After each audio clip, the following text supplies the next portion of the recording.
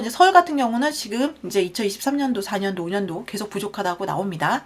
그리고 2024년도에 이제 그런 상황인데 적정한 거만 볼게요. 이제 얘는 이제 부족한 곳은 서울밖에 없기 때문에 2024년은 그래서 적정한 곳을 좀 보려고 하는데 그런 곳들은 이제 전북, 또 강주, 전남, 경남, 부산, 울산인데 일단 경상도 쪽은 전에 그 전년도부터 해가지고 공급이 계속 있었기 때문에 아무리 이게 적정이라고 해도 그 쌓여온 것들이 계속 바톤 터치를 하기 때문에 좀 쉽지는 않을 것 같아요. 그래서 여기를 이제 갖고 계신 분들은 좀 준비를 좀 해보시는 게 좀 좋을 것 같고요.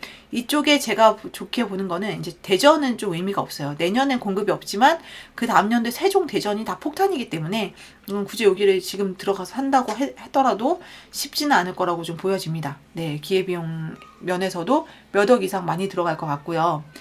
대전도 좀 분위기 그렇고 이제 전북이랑 이제 광주, 전남 정도가 그나마 괜찮다. 왜 여기가 계속 2022년, 2023년도까지도 계속 공급이 부족한 상황이었어요. 그런데 이제 2023년도 그나마 좀 적정인 거 보면은 그래도 이렇게 공급이 많았던 다른 지역에 비해서는 메리트가 있다. 네. 그리고 2025년도에는 역시나 서울이랑 경기도가 이제 좀 공급이 좀 이제 부족해지기 시작해요. 네, 근데 경기도라는 게 정말 넓어요. 네, 제가 예전에 경기 지역 분석 한번 해드렸는데 구면 해도 수십 개다 보니까 경기도가 뭐 이렇게 공급이 많고 적고 하더라도 이제 경기 남부인지, 경기 북부인지, 경기 동부인지 뭐 이런 거에 따라서 다 달라집니다. 네, 그래서 이거는 좀 하나하나 다 뜯어보긴 해야 되는데 그래도 저는 경기도에서는 좀 경기 남부가 아무래도 좀 계속 발전할 가능성이 있고 이제 직장이 계속 많아지다 보니까 인구들을 좀 끌어올 수 있는 그런 힘이 되는 그런 곳들이라고 생각을 합니다. 그래서 경기 남부 쪽으로 좀 더 보시는 게 좋을 것 같고요.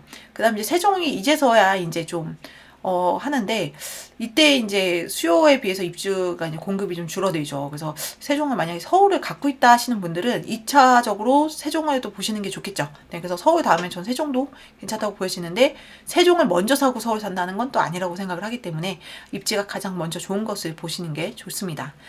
그 다음에 역시나 강주는 계속 부족해요. 네, 강주랑 그다음 울산, 부산이 나왔는데 울산, 부산 같은 경우도 지금 울산이 공급이 정말 많죠. 네, 그래서 갖고 계신 분들은 좀 이거는 전세나 월세를 좀 대처를 해서 좀 빼셔야 될 것 같고요. 부산 같은 경우도 이번에 자이가 들어왔는데 그게 이제 분양 경쟁률이 되게 높았더라고요. 막 100대 1까지도 갔는데 그런 것들이 또 있는 반면에 또 이제 공급이 많아서 네, 여기도 이제 부산도 거기도 다 다르죠. 그 안에서도 그렇기 때문에 뭐 전세가 또 남아 돌아가지고 또 전세가 안 맞춰지는 곳도 있는 반면에 좀 그런 상황입니다. 그래서 제가 보기에는 이제 경상도가 좀 생각보다 쉽지가 않고요. 그나마 이제 경남에서 이제 창원, 이제 대장, 경남 창원인 대장인 창원이나 아니면 뭐 진주 정도, 이제 그 정도가 좀 괜찮다고 보여지고요.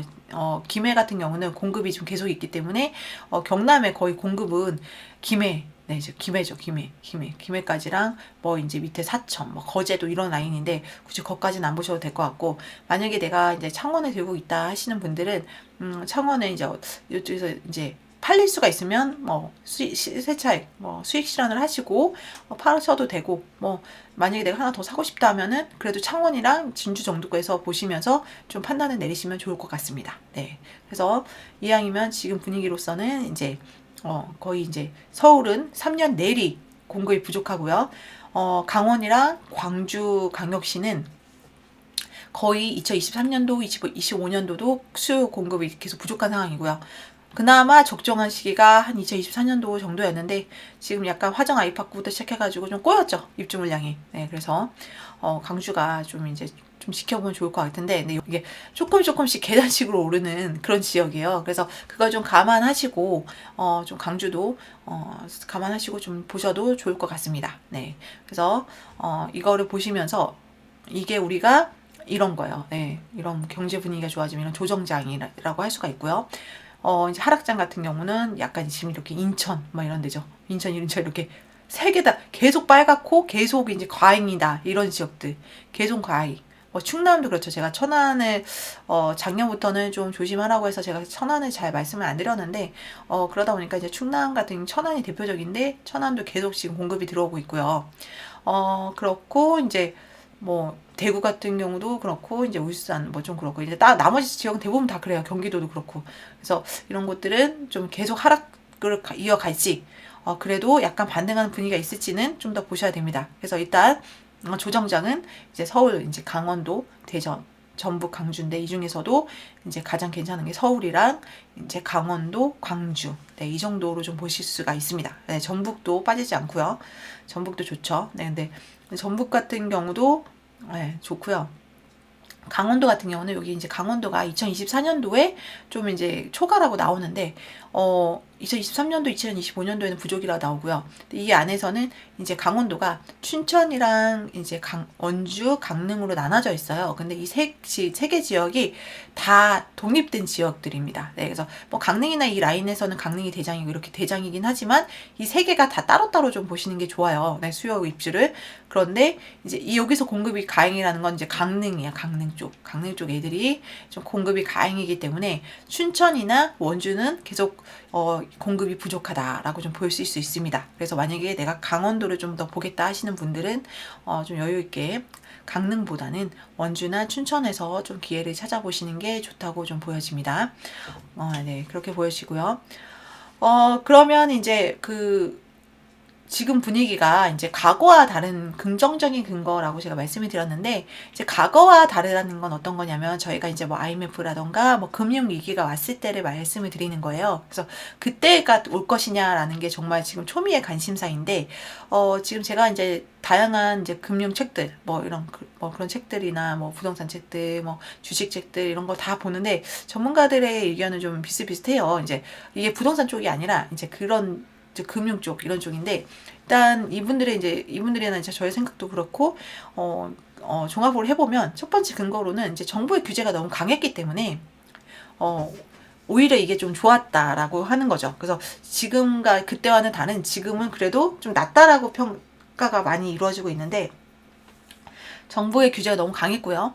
그래서 9억 이상의 고가주택은 아예 대출해주지 않았죠. 처음엔 6억 이상이었죠. 6억 이상은 아예 안 해줬었는데 대출을 다주택자들은나 뭐 이런 사람들도 다 안 해줬는데 이제 9억을 늘렸고 지금 12억까지도 늘렸는데 그래도 대출을 다 안 해줬죠.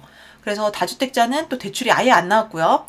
그래서 대출을 규제함으로써 이제 금융 위기에서 방어가 된 거예요. 그래서 예전 같으면은 제가 이제 2017년, 18년도에 이제 뭐 경매를 많이 하러 다녔는데 그냥 80%까지 그냥 거기다 어떻게 잘해보면 85%도 막 나오고 얼마나 낙찰이 잘 받느냐에 따라서 그러다 보니까 한 사람이 막 대출 막 대여섯 개도 기본으로 받을 수 있었던 그런 시기였기 때문에 오히려 그때가 더 불안했던 거죠, 지금보다. 그래서 오히려 지금은 대출을 많이 해주지 않았기 때문에 지금 이제 이런 분위기에서 좀 가계 부실로 이루어지지는 않는다라고 좀 보여진다 이런 느낌이고요. 그다음 두 번째 근거는 이제 은행들이 지금 건전하다라는 그 평가들이 많아요. 그래서 국제결제은행에 따르면 이제 저희 나라가 이제 한국이 자기 자본을 15%를 넘기고 있다라고 하고 있고요.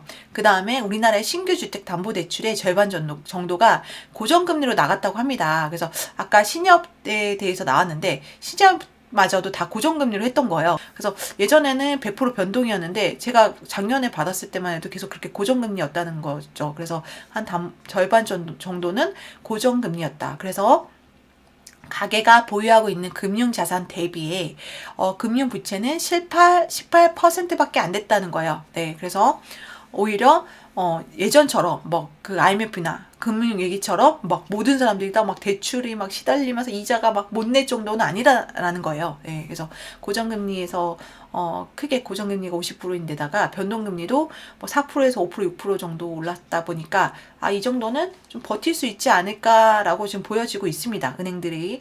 그리고 이제 세 번째 근거라는 거는 이제 금융위기가 이제 지금 이런 부동산에 이제 위기가 온 게 금융 위기도 맞지만 그것보다도 이제 그 금리가 올라가면서 새로운 수요가 안 생긴다는 거.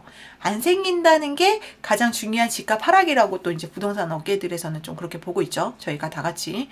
네, 그래서 금리가 좀 낮아져야 아무래도 전세든 매매든 새로운 수요가 좀 생기리라고 보여지고 있고요. 집값이 좀 하락해서 소비는 좀 줄일 수 있지만 이제 개인이 파산으로 이어질 가능성은 좀 없다고 전문가들은 지금 다 말하고 있습니다. 왜냐? 이 앞에 내용들이기 때문에 그런 거죠. 첫 번째 근거에 이제 규제가 너무 강했던 거, 대출 규제. 이제 두 번째 근거가 이제 뭐 거의 고정금리였고 이제 아무래도 이제 금융 부채가 그렇게 크지 않다. 그래서 저희가 부동산 하는 분들이나 지금 뭐 대출 안 나오고 너무 힘들다 하지만 이제 국민 전체로 보면은 금융 부채가 이제 18% 정도밖에 안 된다는 거죠. 네, 그래서 이게 이제 부동산 하는 분들끼리만 모으다 보니까 이제 좀 퍼센트가 많다고 생각을 하는데 전체적으로 보면은 그렇게 심하지가 않다. 예전에 그런 금융 위기 때보다는 그래서 이제 이자를 못 버텨서 연쇄 붕괴로 경매가 쏟아질 정도는 과거에서 보면 아니다. 왜냐? 그때는 금리가 20%나 가까이 오를 때나 가능한 일이었다라고 말씀들을 합니다. 지금 다 전문가들이. 그래서 그때는 금리가 20% 정도였기 때문에 아예 다 이제 뭐 모든 너도 나도 다 경매로 쏟아냈지만 지금은 이제 6% 제가 해보니까 지금 6% 이금융권도 한 6%대더라고요. 네, 그러다 보니까 그 정도는 아니다. 일단 버틸 수는 있지만 이제 그렇게 어떻게 하냐면 이제 집을 새로 사질 않던가 아니면 이제 소비를 좀 줄이고 이런 식으로 많이 하죠. 네, 그렇게 좀 보여집니다. 그래서 그때 지금은 이제 좀 충분히 좀 그때보다 심각한 분위기가 아니니까 좀 희망을 갖고 있으면서 어떻게 좀 풀릴지를 좀 저희가 같이 좀 지켜보는 그런 시간이 좀 필요할 것 같습니다.